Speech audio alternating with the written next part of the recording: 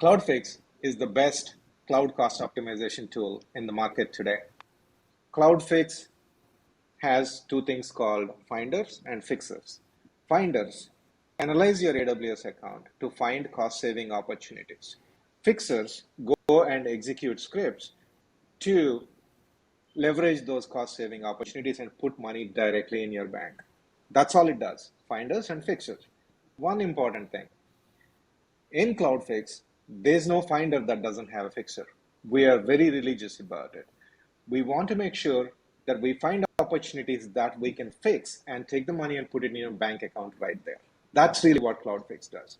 Today's session is about the permissions model.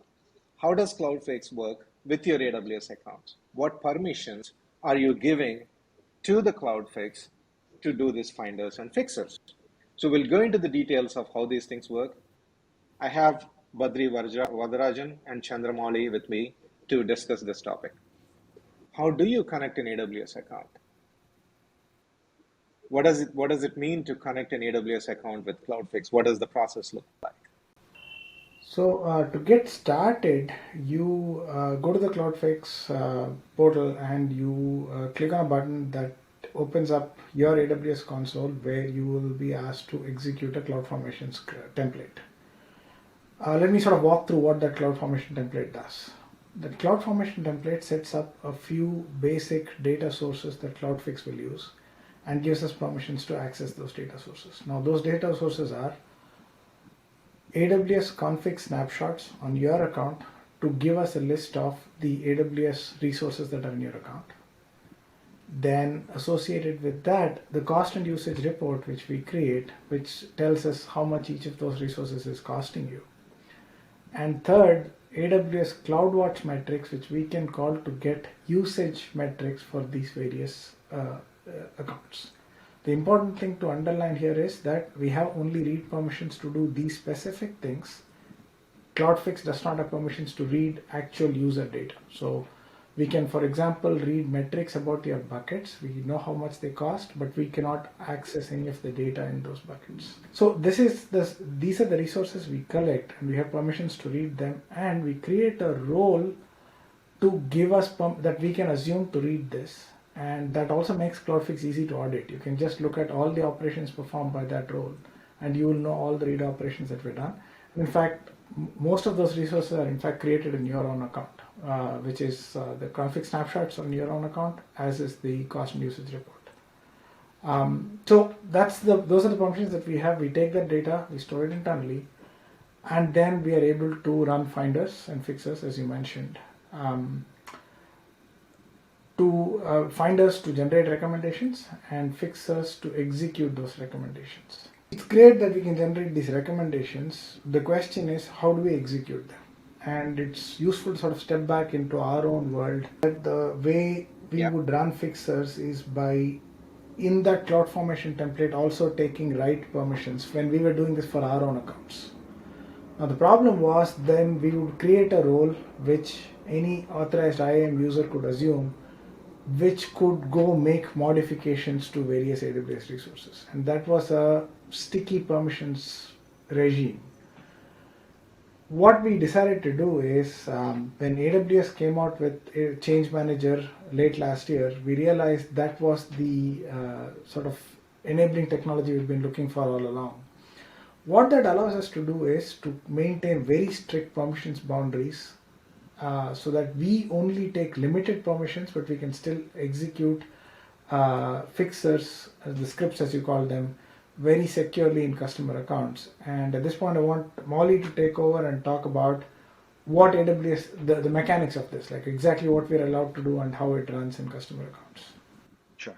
So since we are executing our fixers using Change Manager, the first thing that we do is create a change template, which tells what is the fixer that is going to be executed. And the customer has to approve this template, and only then we can execute any kind of fixer. And once this template is approved, we create change requests. And what CloudFix has permissions for is to just create change requests on the customer's account.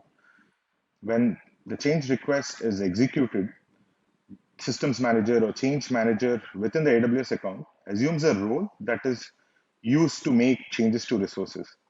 So what that means is CloudFix can't assume the role that is used to make changes to resources.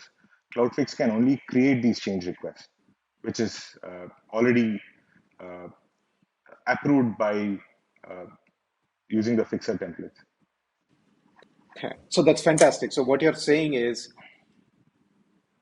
CloudFix does not any make changes directly, which is the point I think Badri made as well, is CloudFix doesn't make any API calls, mess up with your resources directly. Instead, it uses AWS Change Manager. And what you're saying, Molly, is that AWS Change Manager gives complete control to the customer where CloudFix cannot go beyond the permissions it's given. Only if template is approved, CloudFix can execute. So that's all fantastic. Now, how do these like fixer templates work? So let's just say, on the other day you told me that we have 3 fixers, 5 fixers, and 10 fixers coming along. So how does that permission work across multiple fixers? Yeah, so a useful way to think about each of our fixers is the, the template that we create is something like a class definition. Basically, let's take a concrete example. Let's say we want to convert GP2 volumes to GP3 volumes. That's the finder fixer that we want to do. So our finder will look at all GP2 volumes and look at which ones have low enough IOPS that we can basically convert them to GP3 volumes without any questions asked. Then what we'll do is we would have created a class definition or a template that says, hey, this is how, given a GP2 volume, you first make a backup of that GP2 volume, then call the AWS API to convert GP2 to GP3, which we have tested thoroughly and which can be done without any downtime. Then after that conversion is done, basically there is a lifecycle attached to the backup, so the backup will disappear after that conversion is done after some time. And there is a rollback as well. If there is any, in the very unlikely event that any of these fixers have any problems, they can also just roll back and go back to the initial state. Now this is the class definition that users get to see, and only, as Molly said, only after they approve this change template, we can create a change request, which you can think of as an instance of that class. Once the template is approved, any particular opportunity will say, hey, call that particular class with this instance ID and execute it. That is a change request. So change template is the common template. Change request is a particular instance of that template, and that runs using change manager's own permissions.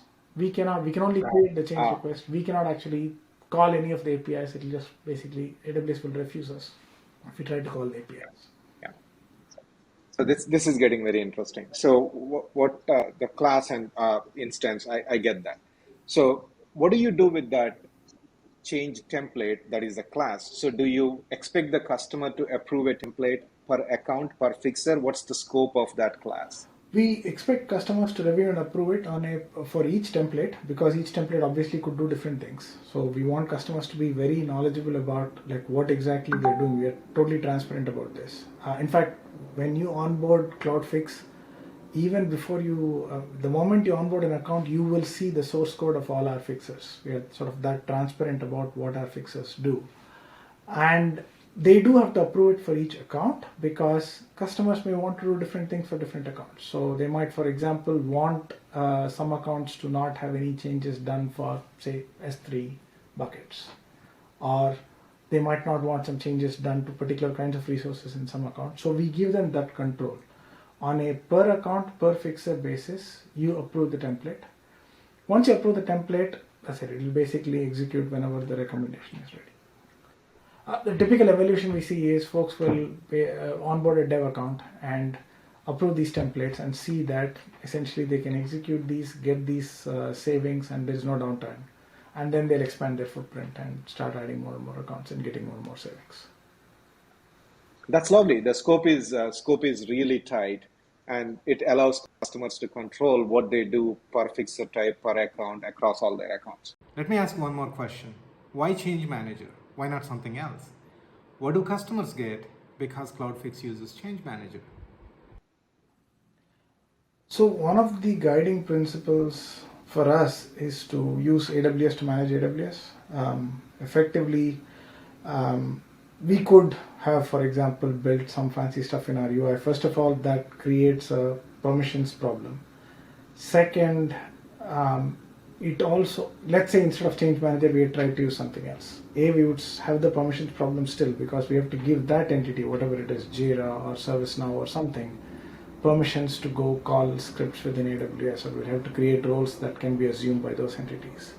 But the second thing is, effectively, we are trying to enable customers to do any management they want to do within a single pane of glass. And since we are optimizing AWS, one pane of glass is a given. They do have to log on to their AWS consoles anyway. So Change Manager that way is also a convenient add-on, so they don't have to go log on to another thing and use something else to manage AWS. So two things effectively. One is the permissions boundary and keeping it all within AWS. The second is just the ease of use. You don't have to go log on to a different system to see what's going on. We work very closely with the Change Manager design team as well. Basically, these are the only permissions we have. It's pretty circumscribed. And again, one point to mention there is, it is all easy to audit because everything is done via those specific roles which are prefixed with CloudFix that we create. So it's almost trivial for customers to find out exactly what changes were made by CloudFix. And they could do it via Change Manager, or they could just go to CloudTrail and say what was done by the CloudFix / role, and that's it. You'll know exactly everything that was done. So in other words, what you're saying is CloudFix with this particular permission model does not and cannot touch any other resources than what is required to execute CloudFix. So that's fantastic. So what we're saying, I think what we're summarizing is CloudFix permission model is minimal and on demand, and it doesn't touch anything else. Thank you for that summary.